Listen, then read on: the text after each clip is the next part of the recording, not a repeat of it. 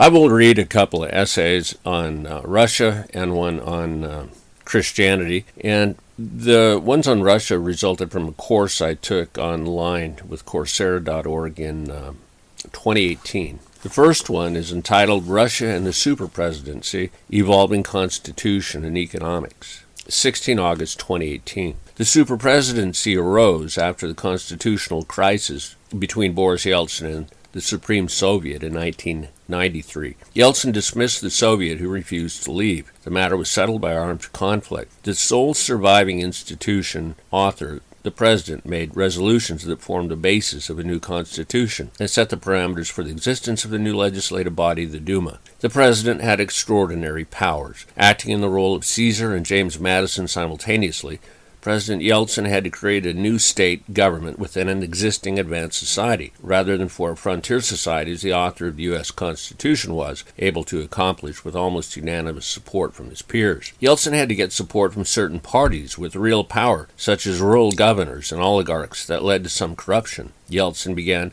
a work of reform in process and trusted in Vladimir Putin to continue the legacy of building a new nation conceived in liberty and dedicated to the proposition that all men are created equal, and the chief guardian of the state somewhat more so than others. On the federal organs of power during the transitional period, I don't know how to speak Russian, so I'll struggle with this a little bit. Положение о федеральных органах власти на переходный period. Resolution on the federal organs of power during the transitional period. It reminds me of my pronunciation there of someone speaking Tlingit who doesn't know how to speak Tlingit. They're just reading it phonetically in English. In Istorii Sozdania Konstitucji Rosyjskiej Federacji.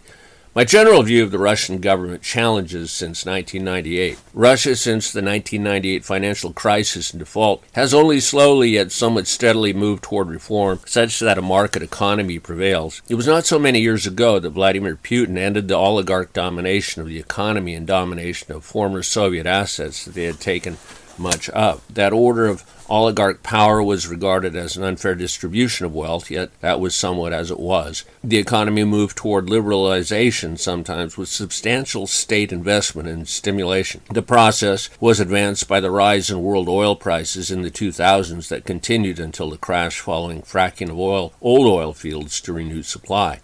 A surfeit of world oil production made oil-dependent states lose much revenue. Alaska and the United States faced a government budget crisis, and Russia, too, lost nearly half of its GDP. If bad actors are targeted, the principle of mass punishment should not target the innocent, too. The U.S. should encourage Russia to continue developing a market economy along sound ecological economic principles, rather than provide mass punishment for making Crimea a ninth federal district. Even so, Russia continued a slower advance toward a market economy, though the state held some major banks and oil companies. It began an income tax of a modest scale, though it had difficulty collecting that. Russia faced many internal and external challenges before the regime of foreign sanctions began to appear for international contention to permanently wrest away the Ukraine and Crimea from Russia. The second largest party in Russia is still the Communist Party. The United Russia Party, by far the largest, is basically a coalition of four formerly separate parties that joined to beat the Communists. The economic and social dynamics of economic reform is occurring concurrent with reform of government and eventually constitutional structures and stimulation of business and new infrastructure development. All of that is challenging and expensive. While the United States and Europe tend to place themselves into a belligerent and adversarial as possible position, comprising something of a threat to Russian security, my concern is that the sanctions and hostile external relationship with Russia will retard the growth of Russia as a market economy and in the long run solidify less than free enterprise elements in Russia, or even drive it closer to China and restore the strength of the Communist Party in Russia. This is an interpolation I made in 2024 there. Apparently Russians have a trust in state-run media and state ownership of business because of historical reasons that lie in the fact that authoritarian or czarist government were the fact of Russia for 1,000 years. Only since the end of the Cold War has Russia had a pluralist government. Although a multi-party Duma Congress existed briefly, shortly before the Bolshevik takeover to end that and the Tsar. Ronald Reagan had a policy of constructive engagement with South Africa that led to the de Klerk government and end of apartheid. Reagan also ended the Cold War along with President Gorbachev, in part because of his affable character engendering trust. The United States should think deeply about its reckless policy on Russia, since they may harm U.S. interests more so than Russia in the long run. And here is my second essay on Russia, written August 17th, 2018, Historical Elements of the Russian Superpresidency. This is how it came into being. 1. The superpresidency arose after the constitutional crisis between President Boris Yeltsin and the Supreme Soviet in 1993. Yeltsin dismissed the Soviet, who refused to leave. The matter was settled by armed conflict. The sole surviving institutional author, the president, made resolutions that formed the basis of a new constitution and set the parameters for the existence of the new legislative body, the Duma. This excerpt from the Encyclopedia Britannica article on governance and society in Russia accounts for the historical development of the Duma and the appearance of Boris Yeltsin briefly. Quote, in 1988, the Soviet Congress of People's Deputies was created and a Congress of People's Deputies was established. In each republic, for the first time, elections to these bodies presented voters with a choice of candidates, including non-communists, though the Communist Party continued to dominate the system. Thereafter, the pace of change accelerated. In June 1990, the Congress of the Russian Republic proclaimed that Russian laws took precedence over Soviet laws, and the following year, Boris Yeltsin became the Republic's first democratically elected president. Unquote. The Russian Constitution was approved by a national referendum 25 December 1993. The president was given extraordinary powers. Article 8090 set out these powers. Chapter 4. The President of the Russian Federation, Article 81. The President of the Russian Federation shall be head of the state. 2. The President of the Russian Federation shall be guarantor of the Constitution of the Russian Federation, of the rights and freedoms of man and citizen. According to the rules fixed by the Constitution of the Russian Federation, he shall adopt measures to protect the sovereignty of the Russian Federation, its independence and state integrity, ensure coordinated functioning and interaction of all the bodies of state power. 3. According to the Constitution of the Russian Federation and the federal laws, the President of the Russian Federation shall determine the guidelines of the internal and foreign policies of the state. 4. As the head of the state, the President of the Russian Federation represents the Russian Federation within the country and in international relations. End quote. And that plainly is different than the executive officer of the United States, where the Supreme Court just found that they didn't want to further restrict his powers as in a case where and hold presidents more accountable for their official acts while in office. I just wanted to point out some of these items about the Russian superpresidency. The U.S. government doesn't seem to be terribly cognizant of the fact that the Biden administration that Russia doesn't have an old, established, settled democracy in which President Putin acts or has acted. It's they're still trying to form a state and solidify the government to a certain extent, although the war may be accelerating the executive powers in Russia and helping solidify whatever tax policies and federal control that they needed to have, that they lacked after the transition from communist state. Article 81. The President of the Russian Federation shall be elected for 6 years by citizens of the Russian Federation on the basis of universal equal direct suffrage by secret ballot. Any citizen of the Russian Federation not younger than 35 years of age and with a permanent residence record in the Russian Federation not less than 10 years may be elected President of the Russian Federation. One and the same person may not be elected President of the Russian Federation for more than 2 terms running. 4. The rules of electing the President of the Russian Federation shall be determined by the federal law. Article 83. The President of the Russian Federation shall appoint by agreement with the State Duma the chairman of the government of the Russian Federation, have the right to chair meetings of the government of the Russian Federation, adopt a decision on the registration of the government of the Russian Federation, present to the State Duma a candidate for the appointment to the post of the chairman of the Central Bank of the Russian Federation, raise before the State Duma the issue of dismissing the chairman of the Central Bank of the Russian Federation on the proposal by the chairman of the government of the Russian Federation, appoint and dismiss deputy chairman of the government of the Russian Federation and federal ministers. Present to the Council of the Federation candidates for appointment as judges of the Constitutional Court of the Russian Federation, the Supreme Court of the Russian Federation, the Higher Court of Arbitration of the Russian Federation, as well as a candidate for the post of the Procurator General of the Russian Federation, appoint judges of other federal courts, and form and head the Security Council of the Russian Federation, the status of which is determined by the federal law, approve the military doctrine of the Russian Federation, form the administration of the President of the Russian Federation, appoint and dismiss plenipotentiary representatives of the President of the Russian Federation, appoint and dismiss the Supreme Command of the Armed Forces of the Russian Federation, after consultations with corresponding committees and commissions of the chambers of the Federal Assembly, appoint and recall diplomatic representatives of the Russian Federation, foreign states, and international organizations. And the reason that Boris Yeltsin and President Putin established these sorts of policies and powers was to actually help in the shaping the formation of the Russian Federation. The United States, I believe I pointed out here already, or elsewhere perhaps, the United States had 2 centuries to develop its constitution and amendments, whereas the Russian Federation is still barely 30 years old. And there are other articles in here that I'm going to skip for reasons of brevity today, through Article 91. I believe I'll skip here to a comment following Article 91. The President of the Russian Federation shall possess immunity. When the legislature fails to pass the President's legislative initiatives, he may issue decrees that have the force of law. Unquote.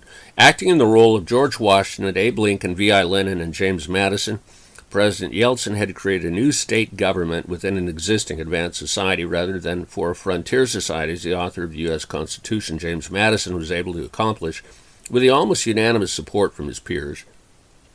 Yeltsin had to get support from certain parties with real power, such as rural governors and oligarchs, and that led to some corruption. Yeltsin began a work of reform and process and trusted in Vladimir Putin to continue the legacy of building a new nation, and the chief guardian of the state is somewhat more equal than others for a while. President Yeltsin appointed Vladimir Putin to the job of prime minister in 1999 and then gave him something of a boost in being elected in 2000.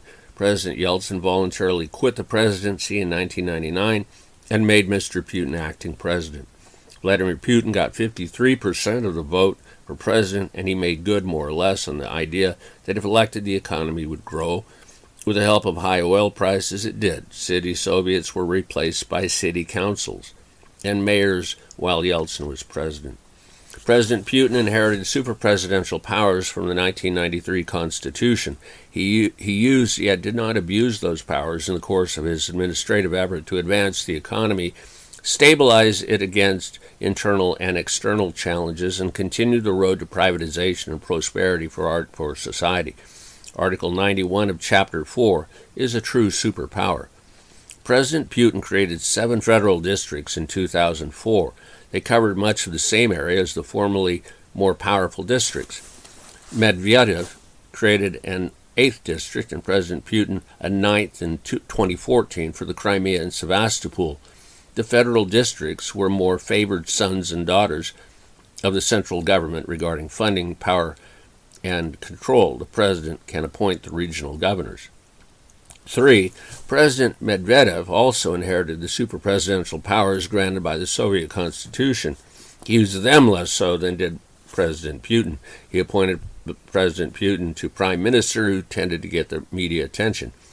President Medvedev created the 8th Federal District. He allowed political parties with a minimum of 5% of the national vote instead of 7% to be elected to the Duma. Parties also needed to have at least 10,000 members and to be represented in at least half of the federal districts. Just 4 parties qualified for the 2012 election. There are a few points about the administration given in a Wikipedia article on his term of office as president. President Medvedev worked on modernization of the economy and is credited for creating the Skolkovo Innovation Center. He privatized many state-owned companies and removed state officials from state-owned company boards and got the presidential term extended from 4 to 6 years. He also fired the mayor of Moscow, Yuri Lushkov. A Wikipedia article, unquote, on President Medvedev's administration notes the following acts that qualify as super-presidential powers. Quote, on 10 March 2009, Medvedev signed the presidential decree to reform the civil service system between 2009 and 2013 as part of his drive against corruption. The main direction of reforms included establishing a new system to manage the civil service, introducing effective technology and modern methods of human resources operation, and increasing the efficiency and professionalism of civil servants. So one can see that Russia, in a way, is just the presidents of Russia, of the Russian Federation, have been building the society. It's a work in process, and unlike the United States, the government already exists. The structure is fairly firm, although Democrats do seem to be Democrat lawyers trying to make it a one-party system. And it's kind of an empirical, political, philosophical position that they're in, where, existentially from the center, from wherever they happen to be, they're trying to assert new districts. They're getting rid of the Soviet structure of government, oblasts and such, and doing so in the face of external enemies who are pressuring them all the time. And there just seems to be no comprehension by the U.S. government on the situation of the Russian government, how they are. And I liked listening to Secretary of State Blinken today, speaking at NPR about China and Russia, and their idea that they seem to view China and Russia from an ideal perspective, ideal good for Democrat Party lawyers and those who want to just expand power. Perhaps they can isolate China and separate it from Russia, and instead, Russia has become the new resource backyard for China, and I suppose they'll develop gas and oil pipelines there. And the war in Ukraine will drive Russia into lasting permanent economic partnership, maybe with some kind of NAFTA policy with China, and oil and gas pipelines, and they're forced to sell for below market price to China, which is just ideal for China. And the idea that we could somehow change the course of the war by stopping the Chinese from getting high-end computer chips seems questionable too, since if you've looked at any physics magazines lately, you would see that so many Chinese physicists work in the United States and co-author papers with non-Chinese residents of the United States. And Chinese espionage, industrial espionage, has been so excellent that I find it difficult and pervasive over the years, that I find it really difficult to believe that you could just keep Chinese spooks from photocopying or whatever, sending the information on how to build chips back to China. I think they certainly would. Somebody said that the Chinese don't even need to design their own jet aircraft anymore. They let the United States design them, and they just produce them over there. I don't know if that's true or not, but the policy ideas of the president just aren't terribly sharp, nor Secretary Blinken. They seem to be myopic and unrealistic strategically. I know they're good at suing people and funding war, but I just don't think they have strategic vision that is competent or going to actually benefit the United States or further world peace. And so I am glad I took that course on Russian history since the end of the Cold War in 2018, because there's such a big difference, such a big gap in understanding. I guess Americans just don't take Russian history. They take, when I went to high school more than a half century ago, I took a course on world civilization, but it was basically Western civilization. And a lot of schools, I think, even have trouble with that, providing that much. But they just don't know about Eastern European history or that of the Orient, or even Canada and Hugh MacNaught and or Wilfrid Laurier and people like that. Who's that? They don't know about Pizarro so much in American schools, a little bit, but it's not a terribly encouraging situation. And that was it for no, I'm going to read one more article. Now, this is a summary of Christian history and future, 7 August 2018. Christianity has had at least 3 end times interpretations from the Bible over its history. Hermeneutics. The popular evangelical interpretation has been popular in the USA since the mid-19th century. It's easy to teach and a powerful tool for conversion and control during difficult times. It is wrong, though. That's pre-tribulationism. Old Testament prophecy led up to Jesus, who fulfilled Scripture. He was also the most accurate prophet, in addition to being the Messiah, or Mahdi. Unfortunately, most Christians in some way misunderstood the prophecies of the Lord and misunderstand John's book of Revelation too. Jesus lived and was crucified to reconcile humanity unto God through remission of sins for those that have faith in the Lord's atoning gift. After the crucifixion, Jesus returned from the dead, appearing to his disciples before returning unto the Father. At Pentecost, the Holy Spirit appeared to guide the saved while the kingdom of God was increasing. The biblical apocalypse occurred in the 1st century A.D., just as Jesus said it would. Matthew 24, verses 1 and 2. Quote, "And Jesus went out and departed from the temple, and his disciples came to him for to show him the buildings of the temple. And Jesus said unto them, See ye not all these things? Verily I say unto you, there shall not be left here one stone upon another that shall not be thrown down."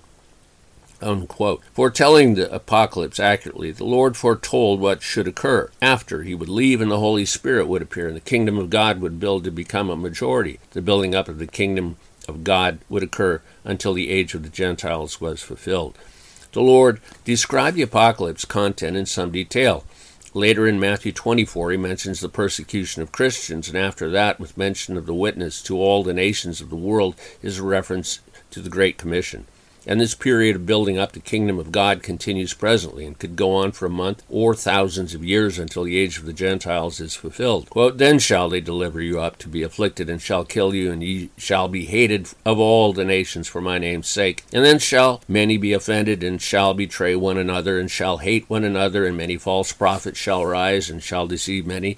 And because iniquity shall abound, the love of many shall wax cold. But he that shall endure unto the end, the same shall be saved. And this gospel of the kingdom shall be preached in all the world for a witness unto all nations, and then shall the end come." Unquote. Christian pastors aren't being helpful to Christians or the nation politically and adding to the panic of a challenging social environment with wrong-headed theology about a biblical apocalypse ahead. The world will have more conflict, of course, and people may destroy much of it or even the viability of the ecosphere of the earth. However, that is incidental.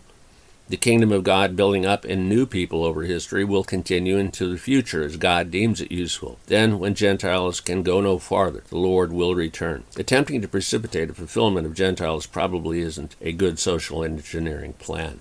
Oh, and I will briefly ad-lib a bit of explanation of the 3 end times eschatological viewpoints. One is pre-tribulationism, that the tribulation is ahead. One is amillennialism, which is the Catholic point of view. It's just different. I'm not going to explain that right now. And the other is post-tribulation, that the tribulation occurred in the 1st century A.D. with the destruction of Jerusalem, 1 million Jews killed, the destruction of about everything, when the Romans circled the town, built fires against the walls, and so hot that they cracked the walls and people starving to death. It was a terrible time.